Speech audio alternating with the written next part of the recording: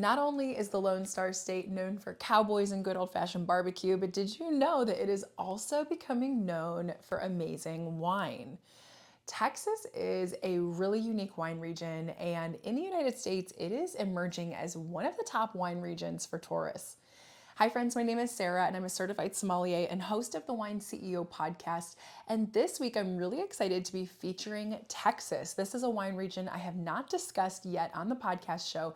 And today I got to speak with Brian Heath, who's the founder of Heath Family Wines, a wine brand that features multiple brands of wineries across Texas as well as in California. And he shared a great look into what is happening in the current Texas wine market. Texas is an interesting region because while it is the largest of the 48 contiguous United States, it actually has a rather small area of vines. While grapes were planted here in the 1600s by Catholic missions, it really wasn't until the 1970s that winemaking started to rapidly grow in the state of Texas. Now, Texas is a very hot and dry climate, and so it kind of has this unique desert aspect where the three main growing regions are really hot and dry during the day, but then they have these really cold desert evenings that help to maintain acidity in the grapes.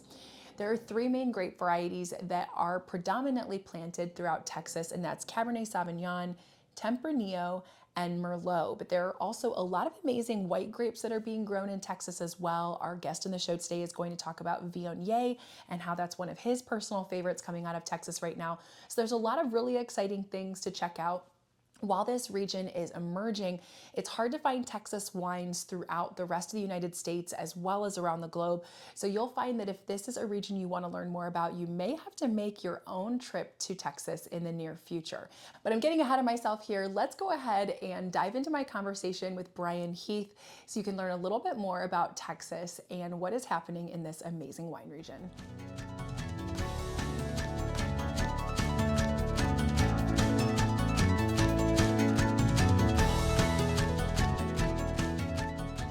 All right, well, Wine CEO podcast listeners, I am so excited. Today is a really fun interview and one that I've been looking forward to.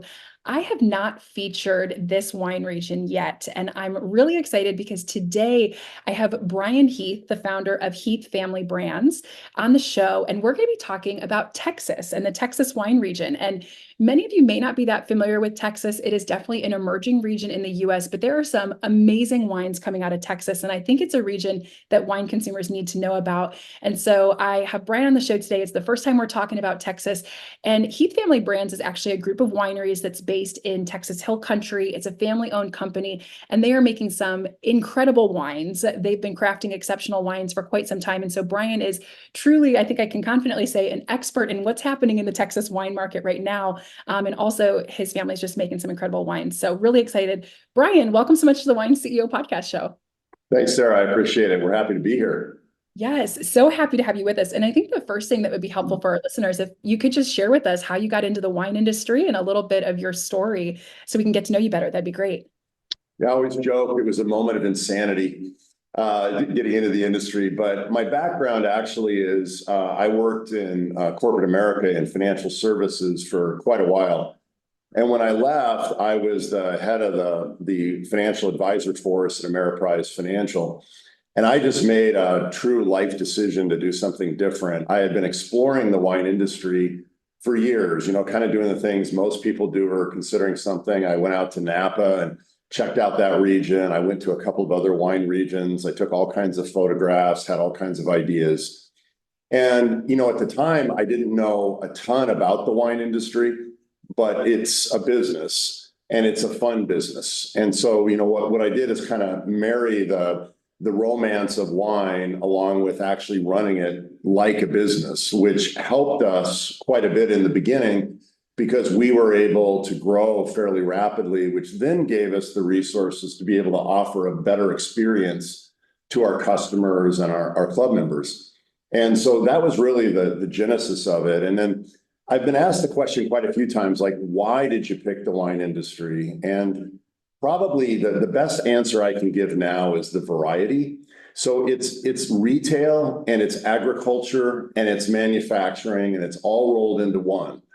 And it's also very vertical. And so, I'm a little bit of OCD, and so being able to track something all the way from the top to the bottom. So when we want to do something different, like launch a new brand or launch a new wine, we actually don't really have to check with anybody. We can just, we can work with our growers, identify the grape varieties, but from that point forward, we're able to integrate that idea into our business and take it all the way to the consumer. And that's fun because we like being connected directly to our customers and members. It's where we get the best feedback. I love that. That's amazing. And were you already located in Texas? Is this home for you? Have you lived in Texas your whole life? Good question. Actually, I was born and raised in Arizona, and I got an engineering degree and came out of college and went to work for Texas Instruments in Dallas for 2 years. Didn't love engineering, so I got into financial services, but that's what brought me to Texas, and we've lived in Texas ever since. And I really do love it here. It's a great state. It's a great place to do business, and and the other thing is, it's the second most populated state in the union. And so as a result of that, we have a pretty big built-in customer base. And even though Texas is large, we're right at the center of the state in Fredericksburg, Texas. And so from anywhere from the furthest away is probably Dallas, which is 4 hours, but all the major cities can reach us in 4 hours or less. I love it. So tell me Yeah. a little bit about Texas, that as far as the wine industry goes, right? So the history, because I think a lot of our listeners may be surprised hearing us talk about Texas. Maybe they're not even aware that great wine is coming from Texas. So talk to us a little bit about how long wine's been in Texas and what you see happening in the industry right now. It's funny. I usually get the response like, "Oh, Texas makes wine." Although interestingly, we've had more experiences recently. We were in Cabo not too long ago, and we were talking to some people by the pool, and they said, "Well, one was from California, one was from Dallas," and they said, "What do you do?" And we told them, and they went, "Members." So we're actually starting to run into people that actually know Texas has a wine industry, which is great. But as the story goes, the first grapevines planted in North America were supposedly in Texas by the Franciscan monks in the 1600s. Well, then what happened is during Prohibition, the Texas Rangers did a very good job of ripping out every grapevine in Texas. And supposedly, once again, this is all history and it's been written in a number of books, but it's one of those things that isn't in every school district's history books. It's sort of word of mouth by the time it finally gets into a book. But at the time, Texas had more grapevine vineyard acres planted than California.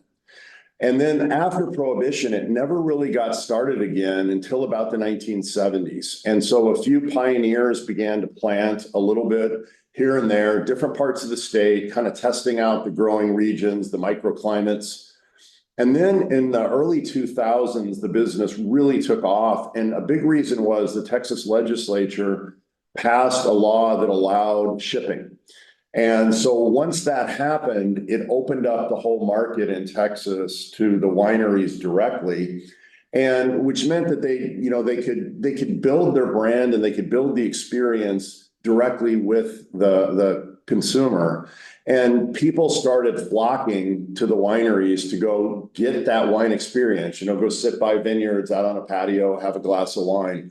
So from that point forward, I think the number of wineries has gone up maybe fivefold since the early 2000s. And as a result, now I think Texas is the fifth largest wine producing state in the country. It goes California, Washington, New York, Oregon, Texas. And once again, not a lot of people know that grapes are grown here, wine is made here, but it's continued to expand, and the amount of grape growing has also expanded, which was always one of our issues. We didn't have quite enough grapes to service the need of the expanding wineries and the consumers that wanted Texas wine.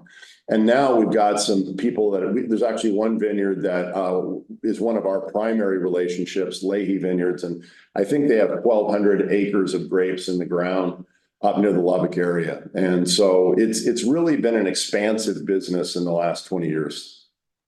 That's incredible. And so for Heath Family specifically, you have quite a few brands, right? And it sounds like for some of your brands, you're using locally grown grapes or locally sourced grapes.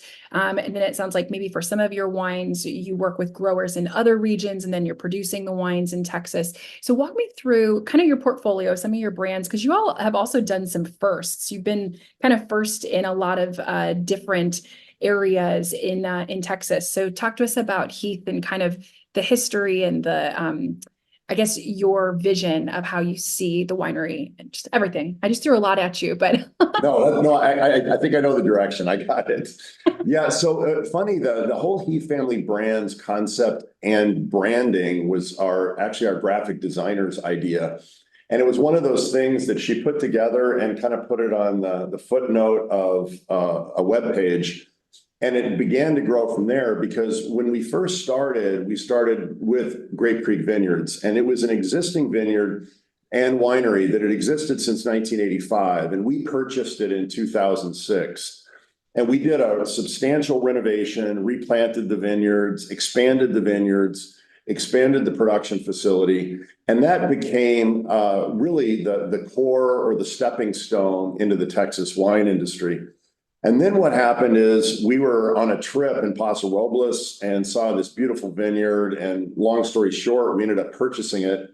And so that became another brand, Heath Vineyards. And we offer a cab blend, 100% cab, Syrah, and Pinot Noir.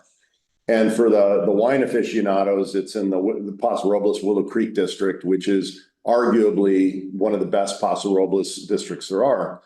And so that was kind of the next step. And we developed a relationship with a winery out there that would do our crush for us. But then we do all of the aging, barreling, blending, and bottling here in Texas. And our whole theory was that people in Texas don't just drink Texas wines, they like other wines. And a lot of our members were saying the same thing. And so we named the wines like Absolution, so we could absolve the grapes of their sins of being grown in California.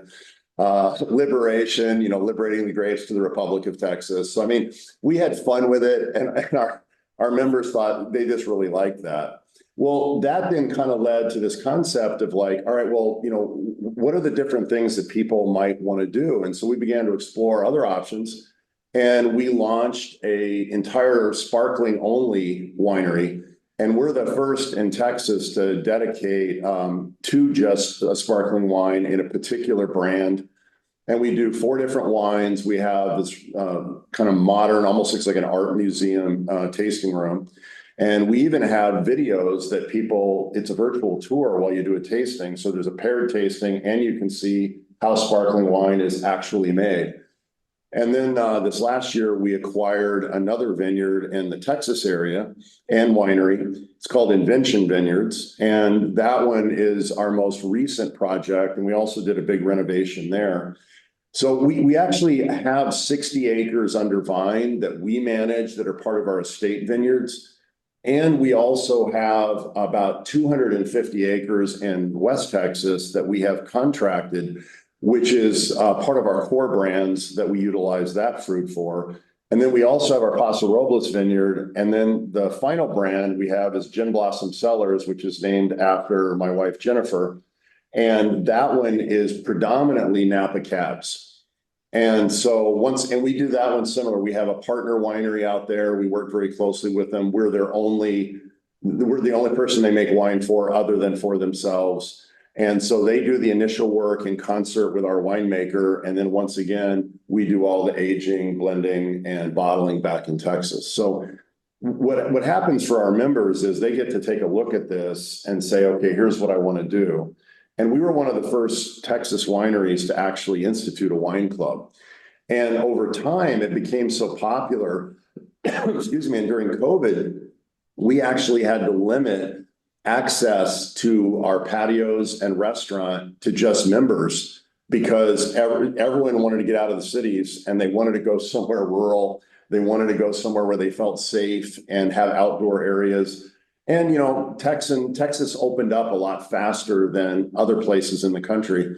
And so we had an opportunity to get to meet a whole bunch of new people that we wouldn't have otherwise.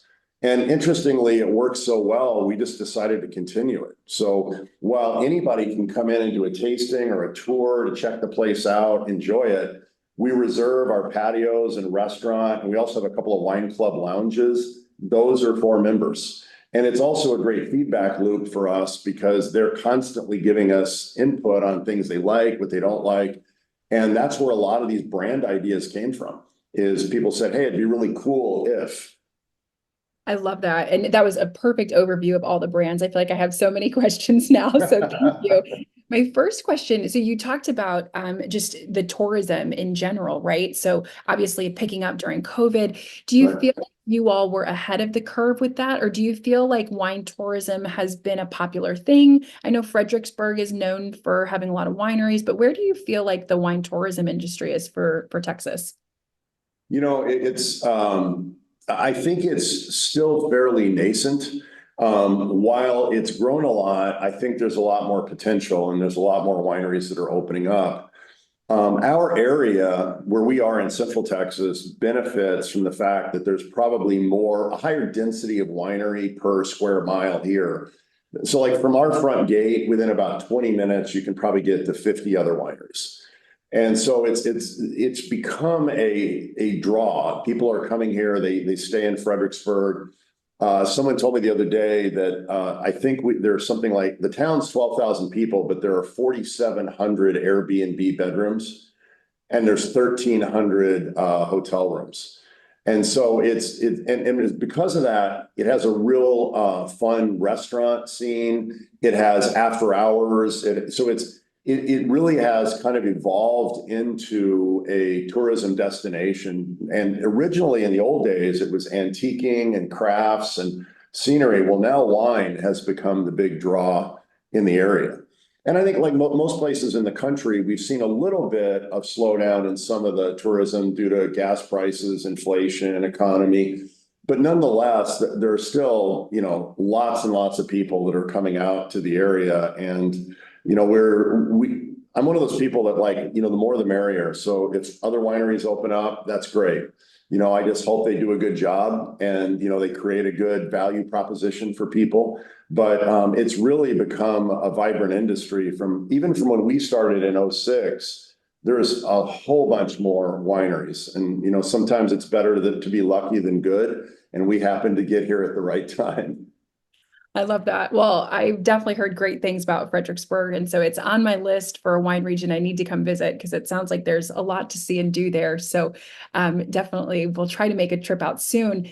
So my next question for you is around the grape varieties, because you mentioned the comment of recognizing that Texas residents will drink Texas wine, but they want to drink wines from elsewhere. But if you were to try and make a blanket statement around Texas wine, do you feel like there's been an organized effort by the wineries to focus in on a certain grape variety or a couple grape varieties so that Texas becomes known as a region that produces really good X grape, right? Or do you feel like it has not quite gotten to that point yet? And so what do you think about that need for the region to maybe have a focus? It's a little of both. And by the way, I'm going to throw one quick comment on what you said about Fredericksburg. For anybody who's listening to this, there's a good website called wineroad290.com that lists about 22 wineries in the area, 20 or 22. It has some restaurants and lodging options. So it's a real easy trip planner if you're looking for something to see what wineries are around, et cetera. So anyway, Awesome. back to your question about the varietals. I think Texas has experimented. We were on a management team trip a few years ago to Saint-Emilion, France, and every year we take our team somewhere to learn from other wine regions, like how do they do things, what works for them. We're very inquisitive because there's all kinds of opportunities out there to do things even better. And the wine director at this one Left Bank Bordeaux winery, he said, winemaking's not that hard. It's just the first 200 years that are difficult. And so, in Texas, we don't have that 200 years. And the reason it takes so long, if you think about it, is like when you plant the vine, to get to production is 4 years, to get to kind of optimal production is 7 to 10 years. And then you've got all of the time period to harvest, age it, bottle age it. So when you think there's probably a 10 to a 12-year cycle of being able to experiment with different kinds of grapes. So for a while in Texas, Tempranillo was supposedly going to be king.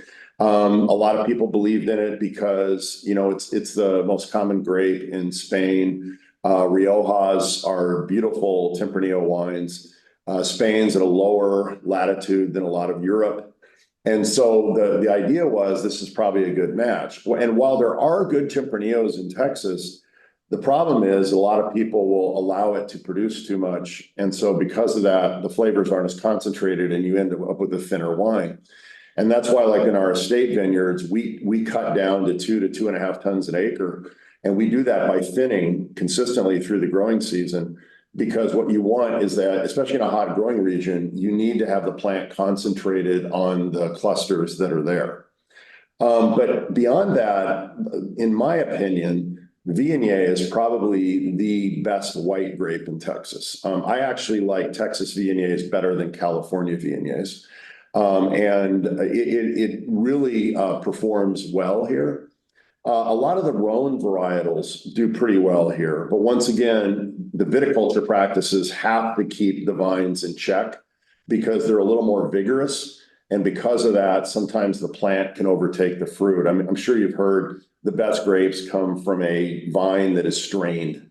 You know, it's you don't want it to die, but you also don't want it to be happy. And so that, you know, it's that in-between ground where you get the best grapes. And so like a couple of common ones here are Mourvedre, Petite Syrah. Not so much Syrah. Once again, it's kind of like Tempranillo. It has a little harder time getting development and color, although there are some people that have figured out how to do it. And then, in my opinion, what I think may become the Texas Cabernet is Petit Verdot, which it's one of the 5 Bordeaux reds. But, you know, its name basically means little green. And the reason they call it that is because it's a blender in France. In France is a cooler growing climate. And so the grape never really gets to a big full ripening. And so when Petit Verdot is in either a left bank or a right bank wine, typically it will only represent anywhere from 1 to maybe 4 or 5%. But in Texas, what happens, and this is, you would think it would be the opposite. You would think the heat would just chew it up, but it doesn't. It does the opposite. It creates this really substantial, big red flavored grape. And I mean, it comes across almost like a cab. I mean, sometimes I like to give it to people and not tell them what it is to see if they can guess, because most of the time Petit Verdot is not made on its own.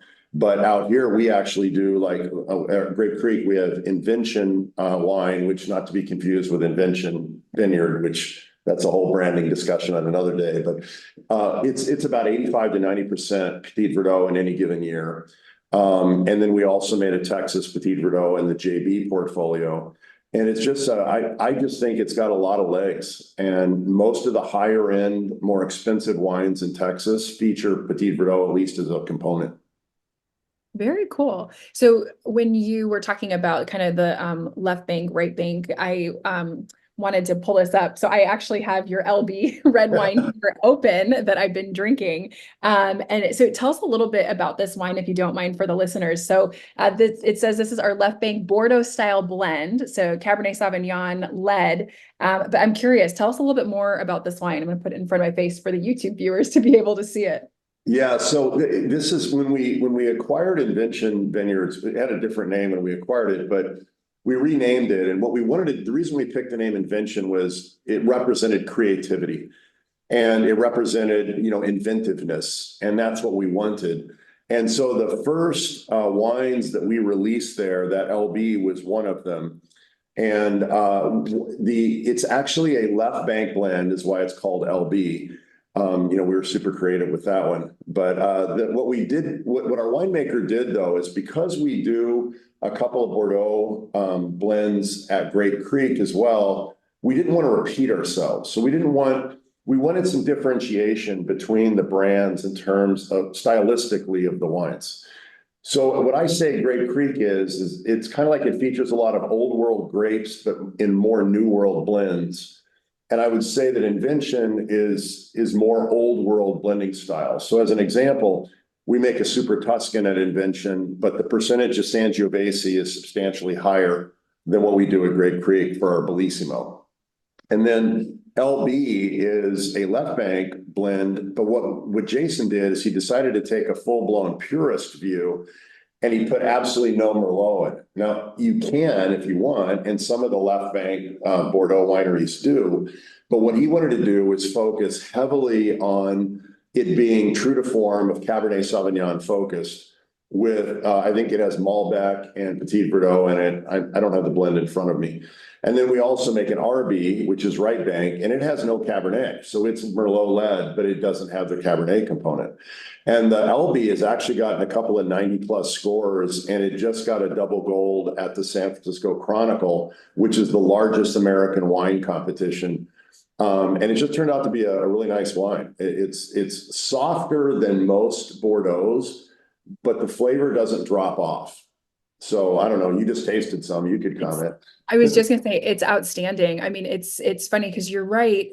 When you first taste it, it is very different than a typical left bank Bordeaux, but it still has that nice spice. It still has a good tannin structure. It's acidic. It's really fruit forward. You can tell it's a little more fresh on the palate than dry fruit, right? But it definitely is full bodied. I mean, it's a bold wine and it's absolutely well balanced. So really delicious. And I could see this honestly aging really nicely. So I'm sure there's great aging potential with some of the bolder wines coming out of Texas right now too, where maybe not as much history at the moment to be able to, know what they'll taste like in a few years. But with, I'm sure all of the incredible wines being made, we'll know in, 20, 30, 40 years how these wines are going to hold up. But really outstanding. I can tell why it's winning awards. It's amazing. Thanks. Yeah. Yeah. And we get a lot of fruit, as I said, up near the Lubbock area, and it's called the Llano Estacado. It's like a plateau, but it's covered in this red volcanic dirt. And as a result, a lot of Texas wines, some of that earthiness will show through. And that's another component that is kind of similar to some of the Italian and some of the French wines, where you get that earthy component in addition to spice. The old saying is old world wines lead with mineral and finish with fruit, and new world wines, lead with fruit and finish with mineral. And so to me, that wine really does have more of an old world bent. Definitely. Yeah, no, it's outstanding. I'm curious. So you kind of gave us this quick overview of some of the varieties that you feel like have great potential. So when you're thinking about the future of Texas wines, because we talk about it right now as really an emerging market where I think a lot of folks in Texas are very familiar with it. And I would say the average consumer is starting to learn a little bit more about Texas. But what do you see as the future of the region? What do you kind of see as where Texas maybe needs to go in order to be a little more on the map, and anything exciting that you see maybe where Texas has a unique position compared to some of the other states in the US? It's a really good question, and it's one the wine industry here goes back and forth on. But most Texas wine that's made here is consumed in Texas. And predominantly the reason is it's been a fairly small industry compared to the population. So, you look at California and you look, there's whatever, 850,000 acres under vine. I couldn't even make it. I think in Napa alone, there's 700 wineries. And what happens is, that density of experience affects like how many people drink wine and where does that wine go.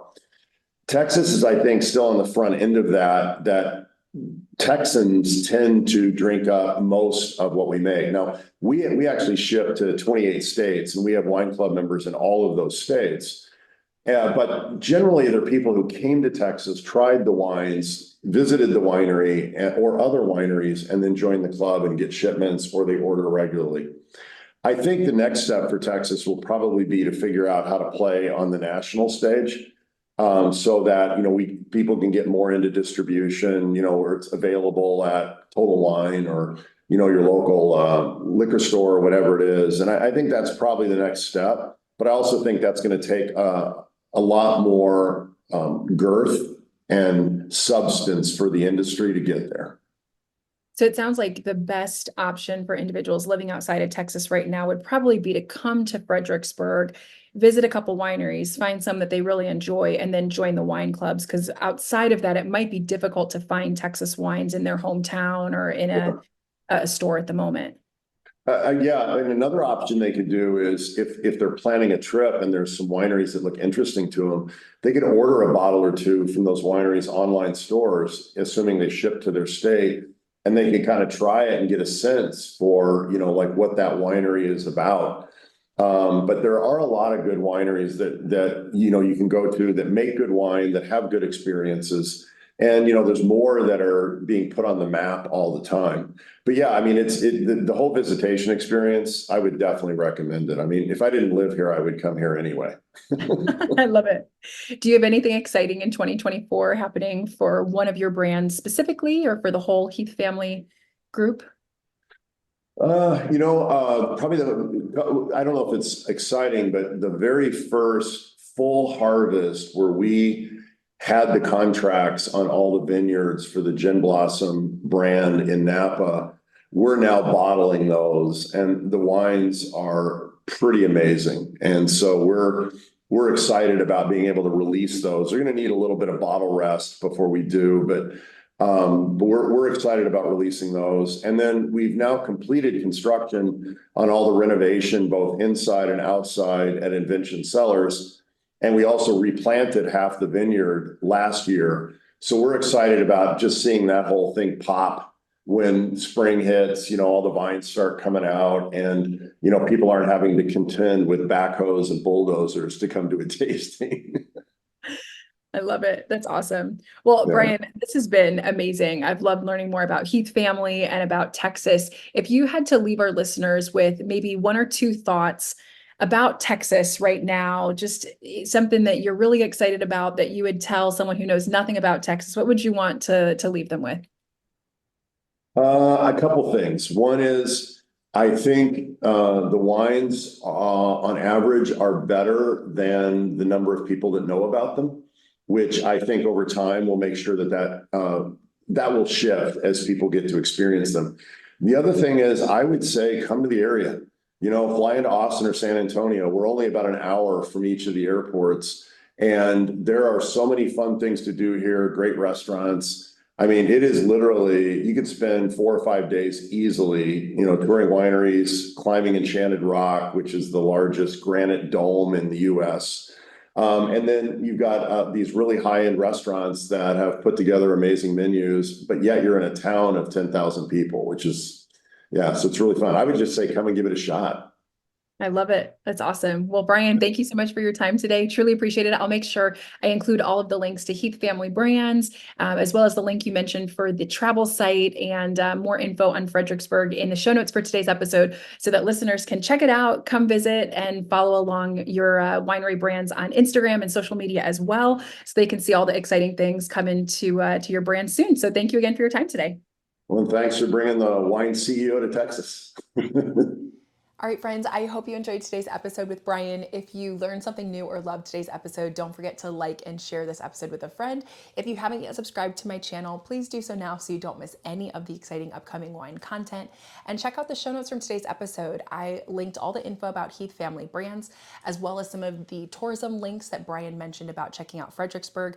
I will say that region is definitely at the top of my 2024 bucket list. I'm hoping to make it this year because I've heard great things from so many people about the incredible things to do and see in Fredericksburg. And let me tell you, I was super impressed with the Heath Family Wines. Honestly, I was a little surprised because I honestly wasn't sure what to expect from Texas wines, and they live up to the hype. Truly, there are some amazing wines that are being made there, and not surprising because there's some folks with incredible pedigree that have come from Napa and other amazing wine regions that are going to Texas to create some pretty incredible wines. So definitely a region to check out. I hope you enjoyed learning more about it today.